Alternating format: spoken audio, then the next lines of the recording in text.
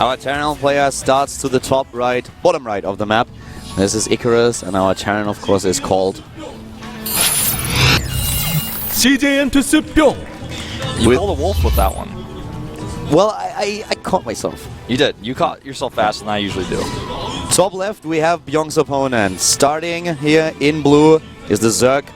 He is SK Telecom T1 Su.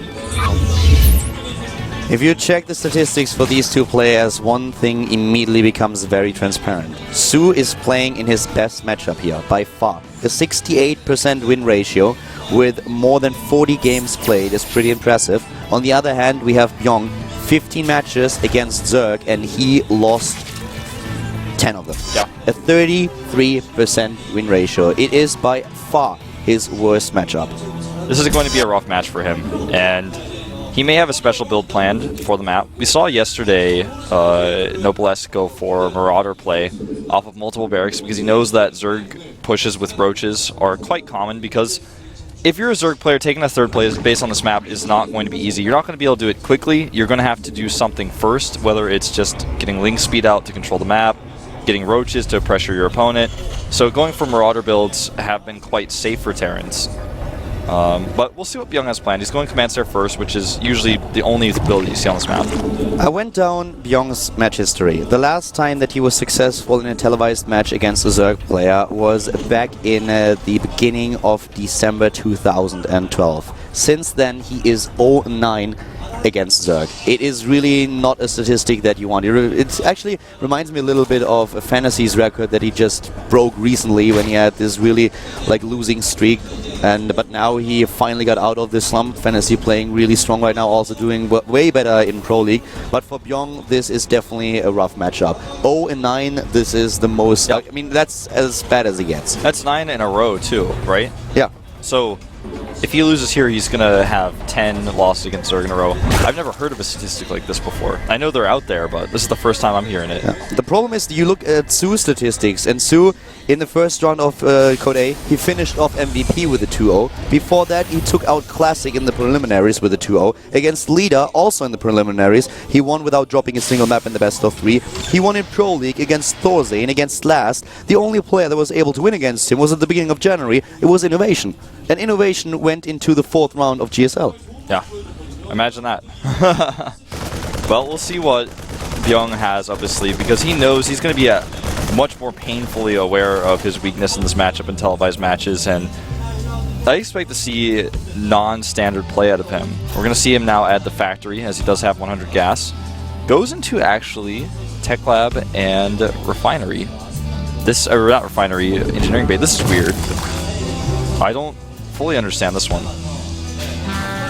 I'm not quite sure what exactly he's trying to accomplish with this, but I guess we're gonna find out pretty soon. The engineering bay is a little bit weird, that's definitely true. He's going in a very fast stim here, but especially on a map like this, where you usually expect your opponent to pressure you, going to these roach attacks that we talked about, they're very common here. Going into an engineering bay this fast is taking a risk.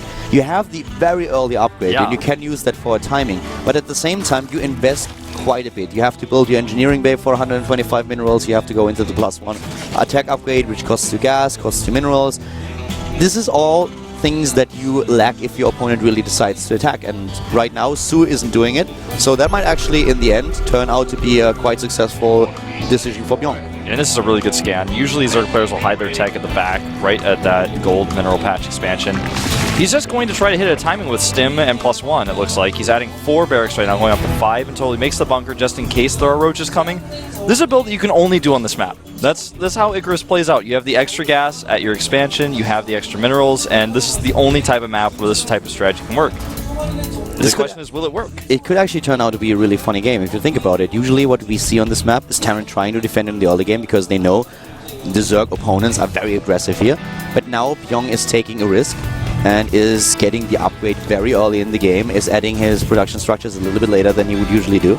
And it could work out very well for him. If there would have been a roach attack, most likely he would have suffered severe losses. But with a build like this, later on, he will be much, much stronger than his opponent. Yeah, he's going to have medevacs with this too.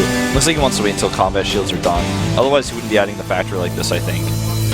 He's got a few different options here. He's adding 2 reactors now. So he starts Marauder production, 4 Marines at a time are coming down, and he will have, after those reactors are added, 4 reactor barracks. So he's going to have a ton of Marines with a few Marauders sprinkled in, probably with medevacs coming out of that starport. Yeah, adding a reactor on the factory now. Uh-oh, the scout, though, is so crucial. He did not see it in time.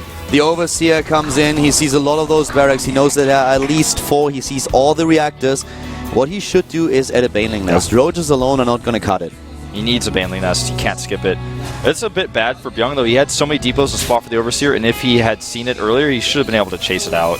I'm actually a little bit surprised that Su doesn't make any attempts to add the Baneling Nest just now. I think it's extremely crucial for him to have that to hold this. He does have already... He's going to have 15 Roaches when this hits, but still, with this many Marauders, and also with the medevacs coming out with this...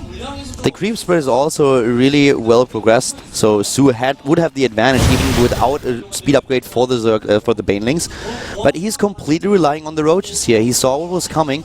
He refuses completely to go into anything else but Roaches. He will have a +1/+1 very soon, but not fast enough to really deal with this attack. And I actually feel that Bbyong moved out because he was like, well, you just scouted what I do, so you will probably get a Baneling Nest to prepare for this.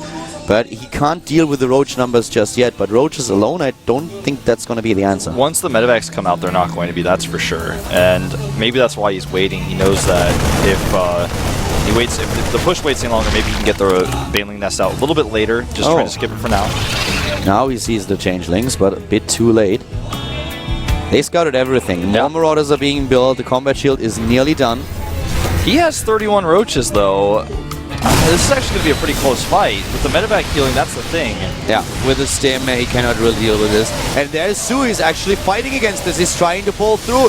And we have already combat shield done. Close fight. It's really close, but he moves back a little bit. He wants to get a better position. And that's exactly what he does. He can always stutter step back. And he takes down most of the Roaches. Su is dropping in supply rapidly. He fought off creep with these Roaches as well, something not to forget. He has 1-1, but Bbyong is also about to get that +1 armor. And also, he's going to have concussive shells now. He's also going into siege tanks. Siege mode is being researched. He has 4 medivacs by now that will lend extra strength to this attack. And even though Bbyong is down in supply, I have to say that I'm not quite sure if Su can win a game where he only builds Roaches. Yeah, Roaches alone just won't do the job against this composition.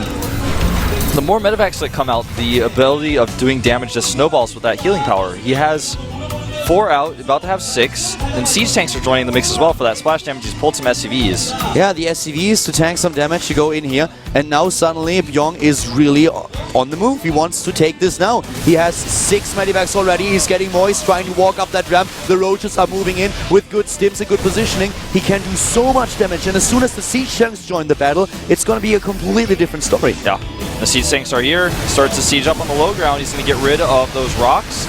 This is going to give him a wider entrance so the Roaches don't have that massive concave advantage. More and more medivacs are joining the fun.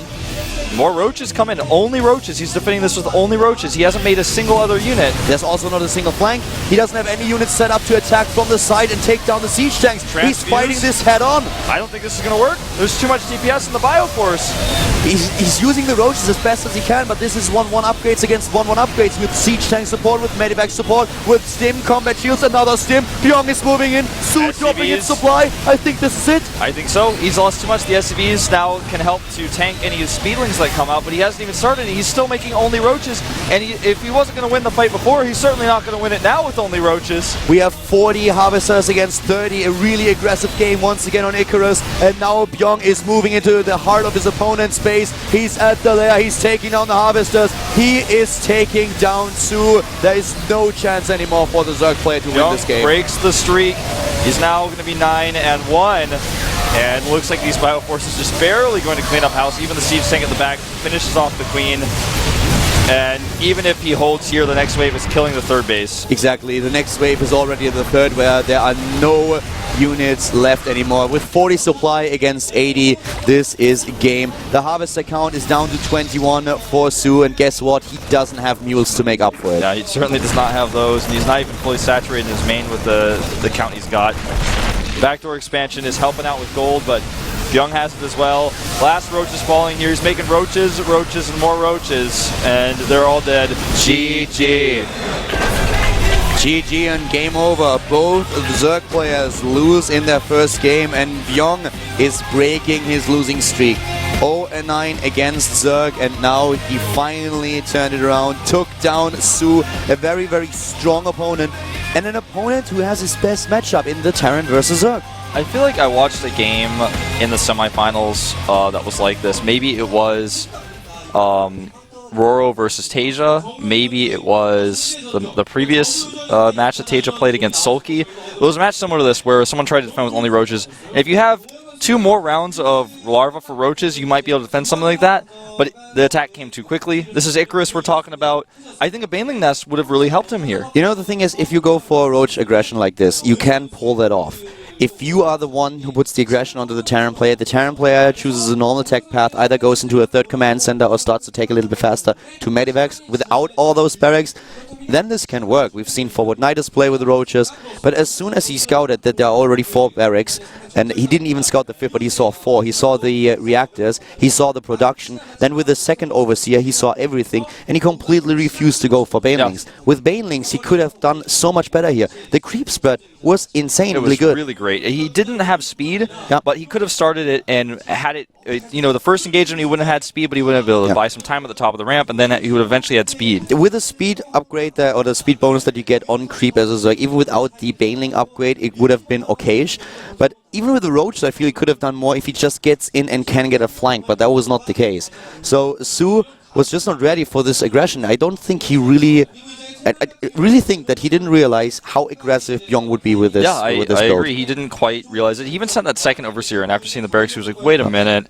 He didn't seem to know exactly what was going on. Then he just made only roaches. And once he started to lose roaches, what else could he have done? He could have made slowlings, which wouldn't have been useful. It was too late at this point already. Exactly. I mean, at some point, you really have to commit to what you do. The time to build a Baneling Nest was already past when Bbyong finally arrived at this third base. So we have now 1 win for Bbyong. Really well done.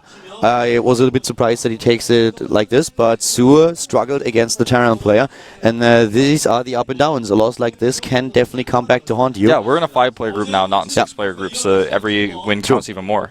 In case you didn't hear yet, Rain got a direct seat into Code S, so he does not have to participate in today's groups. And yeah, this changed things a little bit. We only have a 5-player group today, so keep that in mind. And we are going into another Zerg versus Terran next. This time Sniper is going to be playing against a Terran opponent. He's 0-1 in the group. Surprising start here. He lost to a pretty cool build that we saw already from Flying. And this is Bbyong's opening match. Yep, first match for Bbyong, and you can really see that Sniper is not too happy with his situation in the group. He's still annoyed by his loss against Flying. It was a build that he encountered several times in the past, an Immortal push, and he should have seen it coming. On a map like Neo Planet S, even if he goes into a few more units at the beginning and cuts his drones a bit earlier, he would still be fine if the Protoss player decides to take a third base after all. He could use the units to pressure him, but as it is, he lost the third base, lost the production, lost the game in the end. Now he's 0-1 in the group. He wants to get a win here. It's Bbyong's first appearance today in this group. Let's find out what the Terran player can do against the current GSL champion.